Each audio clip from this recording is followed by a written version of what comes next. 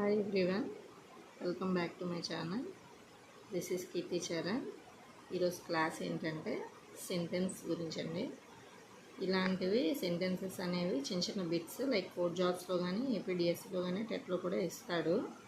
So అసలు sentence అంటే ఏంటో చూద్దాం. So let us start. So what is a sentence?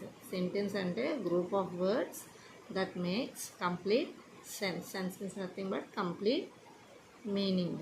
So మనకి ఏదైనా ఒక సెంటెన్స్ తీసుకుంటే ఆ సెంటెన్స్లోని లైక్ ఒక గ్రూప్ ఆఫ్ వర్డ్స్ ఉంటాయి కదండి, అది కంప్లీట్ మీనింగ్ ఇస్తే దాన్ని మనం సెంటెన్స్ అంటాం. ఇప్పుడు ఫర్ సపోజ్ రాధా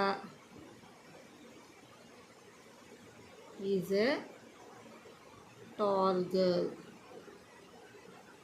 అంటే రాధా చాలా పొడుగైన అమ్మాయి అని అర్థం. సో ఇది మనకి ఇవన్నీ కలిపితే గ్రూప్ ఆఫ్ వర్డ్స్, ఇది మనకు కంప్లీట్ మీనింగ్ ఇస్తుంది. అంటే ఆ అమ్మాయి గురించి, ఆ అమ్మాయి ఎంత పొడుగున్నది, పొడుగైన అమ్మాయి అని చెప్తుంది. సో దాన్ని మనం సెంటెన్స్ అంటాం. So Radha is a tall girl like example. ఇందులో చూడండి, it always has a verb ఖచ్చితంగా ఉంటుంది. ఇది verb. So it has a subject and a predicate. Subject అంటే ఇదండి, అంటే మనం ఎవరి గురించి అయితే చెప్తున్నామో వాళ్ళని సబ్జెక్ట్ అంటాం. మిగిలింది మనం ఏం చెప్తున్నామో అన్నది ప్రెడికేట్ అవుతుందండి. So it begins with a capital letter and ends with an appropriate punctuation mark like full stop అండి.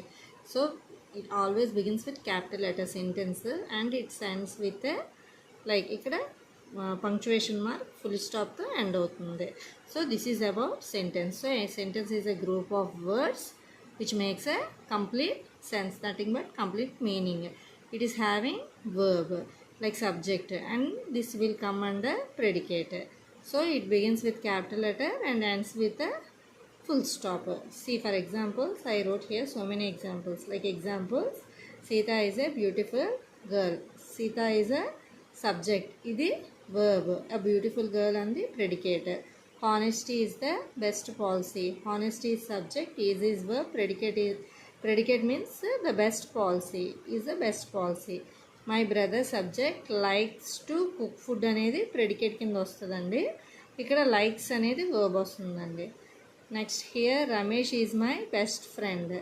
So Ramesh is subject, is my best friends come under predicate. ఇక్కడ ఈజ్ అనేది verb అండి. The sun rises in the east. Daily we will see, no, here subject is the sun. Rises in the east will come under predicate. Subject and predicate అండి. Already నేను ఇక్కడ సెంటెన్స్లో ఇక్కడ వచ్చింది కాబట్టి subject and predicate అని వచ్చింది కాబట్టి నేను ఇక్కడ ఎక్స్ప్లెయిన్ చేశాను. దీని గురించి ఒకసారి చెప్తాను చూడండి. సబ్జెక్ట్ అండ్ ప్రెడికేట్ అంటే ఇప్పుడు Sita is a beautiful girl like first example తీసుకున్నాం అనుకోండి. సీత అనేది సబ్జెక్ట్, ఇక్కడ నేను ఈజ్ అనేది వర్బ్ అన్నాను. ఈ ఈజ్ నుంచి గర్ల్ వరకు ఏమవుతుందంటే ప్రెడికేట్ అవుతుందండి. ఇక్కడ సబ్జెక్ట్ అంటే subject tells us about the names of a person, place, animal or a thing we speak about. మనం ఎవరి గురించి అయితే మాట్లాడుతున్నామో వాళ్ళ గురించి చెప్పేది సబ్జెక్ట్ అవుతుందండి. Predicate means it tells us what the subject does. అంటే ఈ సబ్జెక్ట్ అనేది ఏం చేస్తుంది అనేది తెలియజేసేదే మనకి ప్రెడికేట్ అండి. So I hope you understood about subject and predicate. అంటే Sita is a beautiful girl అంటే ఈ అమ్మాయి గురించి మనకి చెప్పేది ఏం చెప్తుంది, ఇక్కడ అమ్మాయి చాలా అందమైన అమ్మాయి అని, దాన్ని ప్రెడికేట్ అని అంటాం.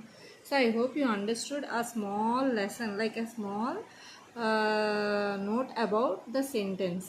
So what is a sentence? A sentences తాలూకా ఇవి రూల్స్ అండి.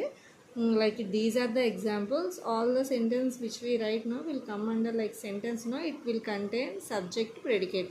If suppose if it is not contain like any subject, then it will not become a sentence. Like phrase కానీ అలా అవుతాయండి. పార్ట్ ఆఫ్ ఏ సెంటెన్స్ ఉంటే phrases అంటాం కదా, అది నేను నెక్స్ట్ వీడియోస్కి అప్కమింగ్ వీడియోస్లో చేస్తానండి.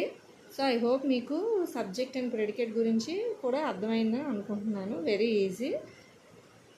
So I hope you understood about a sentence with some examples. So if you like this explanation, please like, share and subscribe my channel for more videos. Thank you for watching.